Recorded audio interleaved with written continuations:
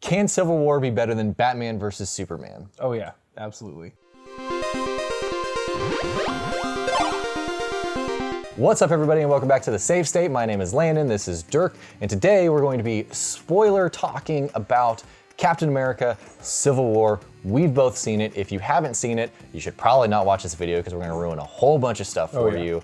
But click here and go over to our spoiler-free review that I had with John Klein, and just basically, I mean, at that point, just go watch the movie. Just watch the movie. It is so good.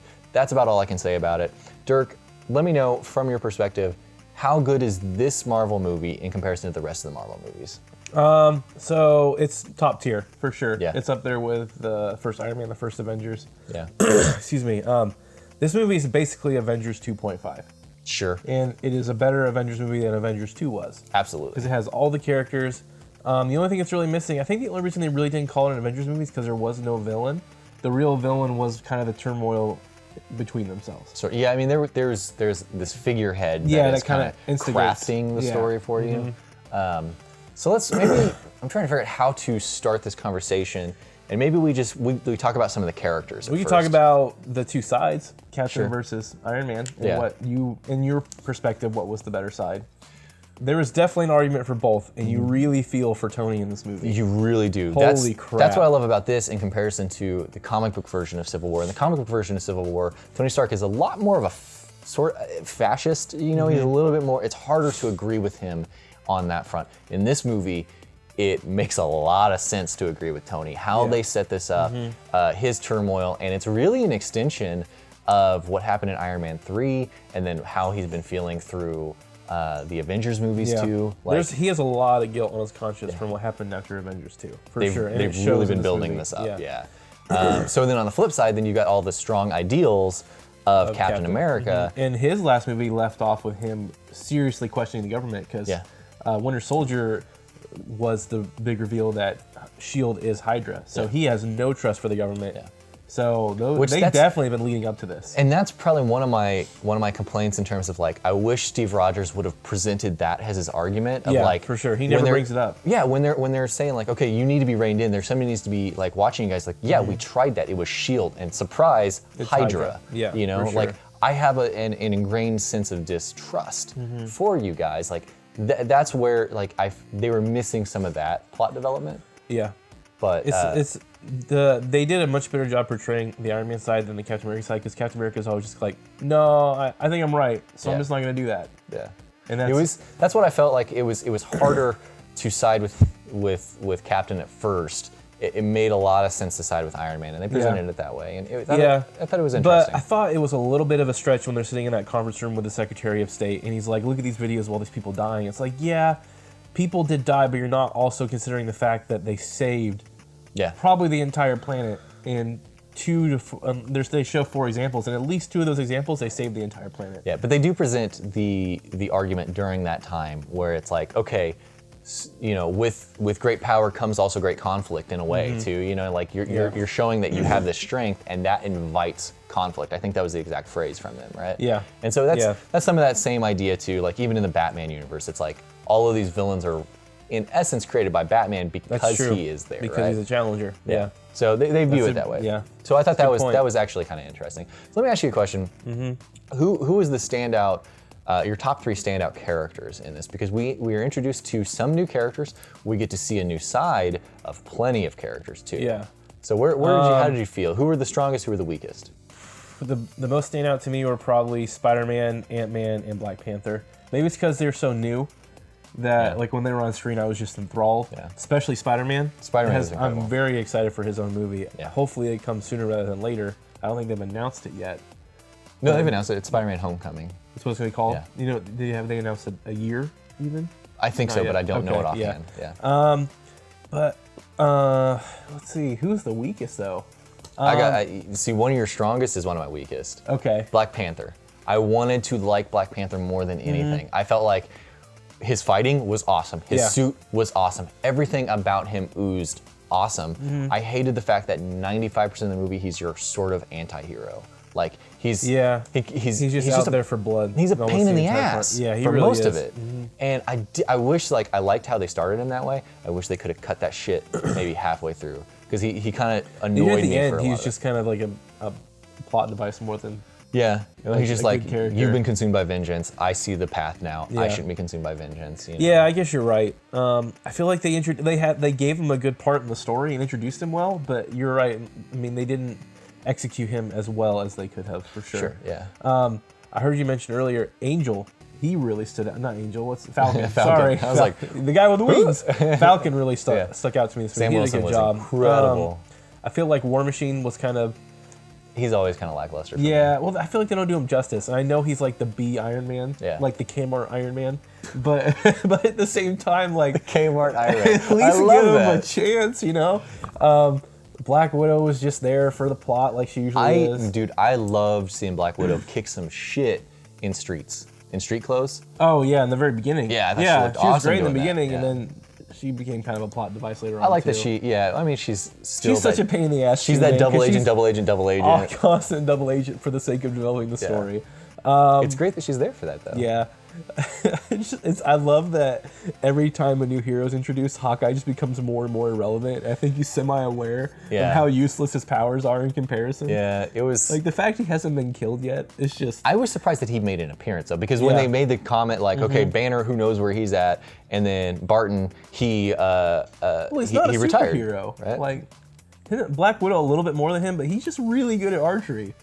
Well, I mean, he's your Batman character that they just don't play up to the Batman level. Oh, is he that, like, up that tier in the comics? Or? Yeah, I mean, he's crafty in terms of, you know, he's like your Green Arrow, like, has tools and gadgets. He's no superhuman, but he's good at what he does. So it's like they just don't play that up to that level.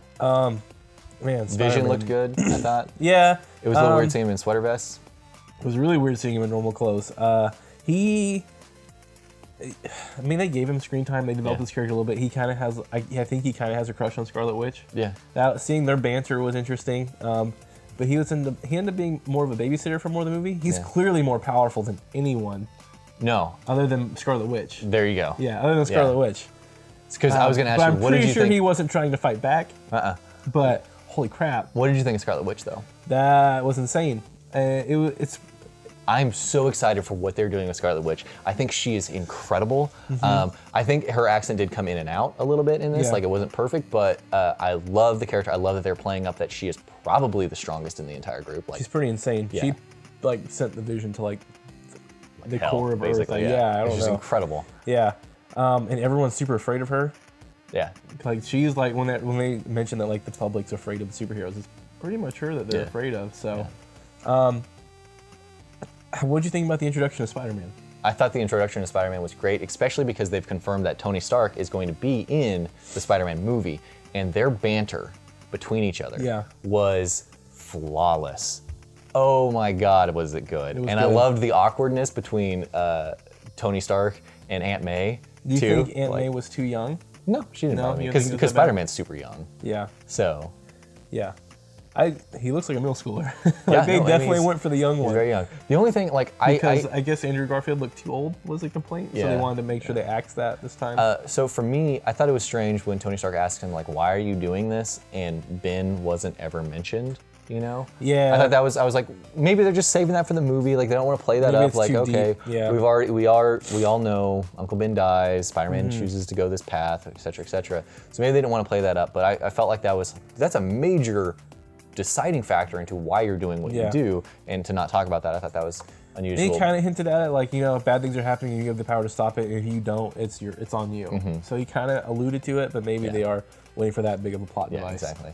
I thought Tom Holland did an excellent job. It was one of those things when I first heard his voice, I was like, not my first choice. It was like listening to Bane from Dark Knight Rises for the first time. I was like, not my first choice, but wow, is this incredible? You know what I mean? And that's how I felt with him. Once he was in the suit and like listening just do like the witty banter as he's running, like swinging around and fighting people. He's fighting so Falcon, good, and man. Falcon's like, "Have you been in a fight before? How many fights have you been in? Because there's usually not this much talking." You know, so good. I can't wait. So for me, I don't know how you feel about Spider-Man. I don't feel like this Tom Holland is the best Peter Parker, and I don't feel like he is the best Spider-Man. No, but I think he is the best, absolute best combination of the two.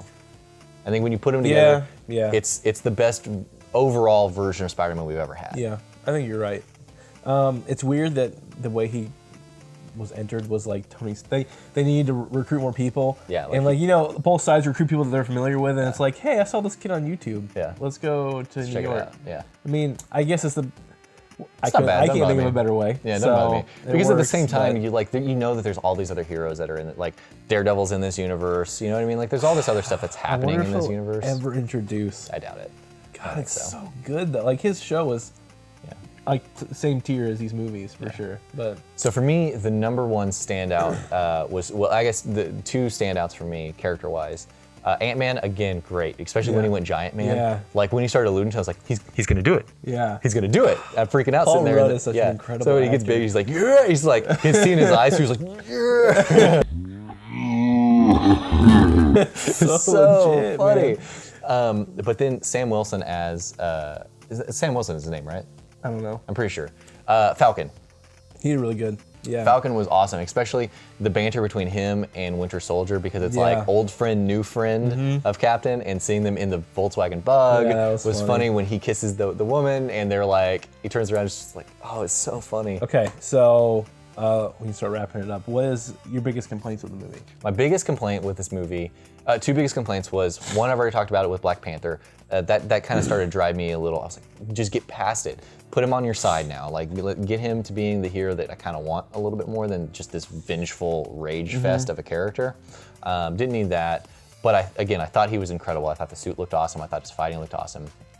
I felt like the movie ended the way that they ended on it. Also, sorry, I love the fact that instead of killing Captain America, they kill the symbol of Captain America. Yeah. I thought that was a clever way I thought of they were doing going to kill him, because you always hear the rumors that like the actors are done. I thought they were going to be done. I thought they were going to flip the script. I thought they were going to, because in the comics, Captain America dies. I thought they were going to flip the script and kill Iron Man. Yeah.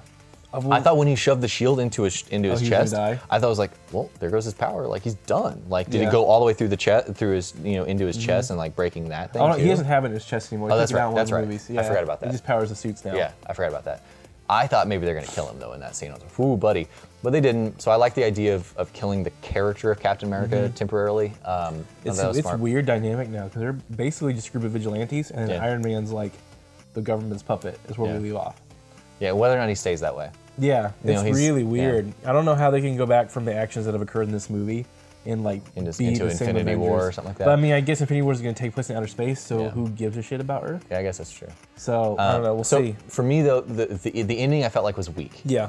Overall, it's just I feel like they had to get to it. And I wasn't 2.5 hours in. Yeah, and I wasn't super excited for the next movie at that point. I was like, okay, cool. Well, that was like, it was a great, and I couldn't tell if it was because I felt like the ending was weak or if I felt like the rest of the movie was so damn strong that felt weak by comparison. But in any case, I wasn't super jazzed for the next movie based on that ending, but the post-credit scenes had me excited for the rest of the Marvel Universe, and I was very, very excited. So that's kind of my complaints. The next movie is Doctor Strange, and then we get Black Panther. I think so. Interesting to see him have his own movie. Yeah. So what's your complaint? I think my biggest gripe, I share the same ideas that you do, but I think my biggest gripe is I'm just tired of the Winter Soldier and Bucky, that character. Oh, sure. I just feel like I thought he was a lot better in this one, though. He was better because you finally get to see him as a person, but it's just like, he's done so much shit, and like there's that big twist at the end, and you're like, as soon as they start something, I was like, oh crap, I know where this is going, and it's just like, I don't know. He is Captain America's biggest weakness because he will give up anything and try to, like, he will do anything to make sure that Bucky's okay. Yeah. And I'm glad that at the end of this movie they didn't pass the shield on to Bucky like they do in the comics.